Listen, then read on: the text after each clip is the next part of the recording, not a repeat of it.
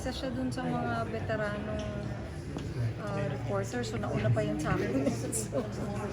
So, inabutan ko na lang siya sa showbiz na. Do you have any... Ano naman, anong mensahe mo para kay Manay Lolit Solis? Di ba sinasabi Sa kanya? May kaluluwa ka. Di ba? Kay Matay Latasaga. Oo. I love you. Thank you for everything that you've done for us.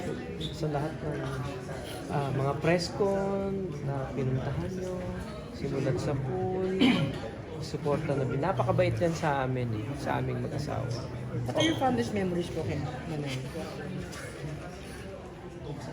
Halos lahat nakakatawa kasi, di ba?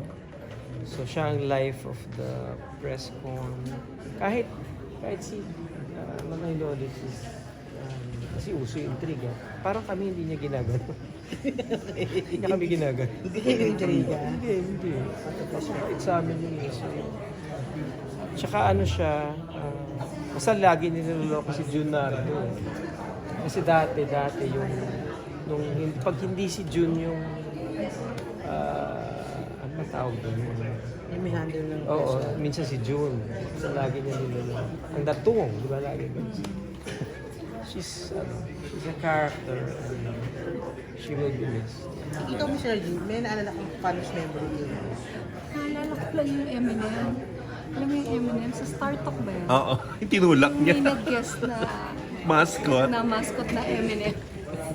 Tapos, Nanonood ka nun? Nanonood ako. At saka yung Tinulak niya sa alokbati. TV. Tinulak niya yung red. Tapos natumba. Tapos hindi na makabang. Kasi bilog yun eh. Correct. So nag-land siya sa back. At saka Hindi yung siya mga makabangon. bati-bati. Tawa. Alokbati Ito talaga si TV moment yon. TV moment. Yun ang naalala ko.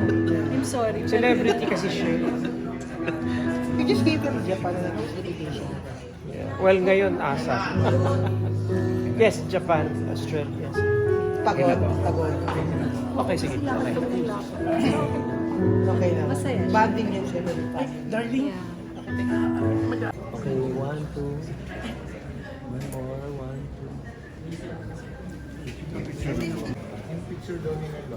2. Yeah. Pogi. Okay. Send mo na lang sa akin.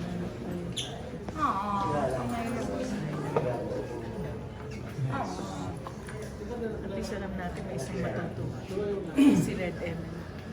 Red Bubble. Red Bubble. Okay, 55. Thank you. Ito. Sorry.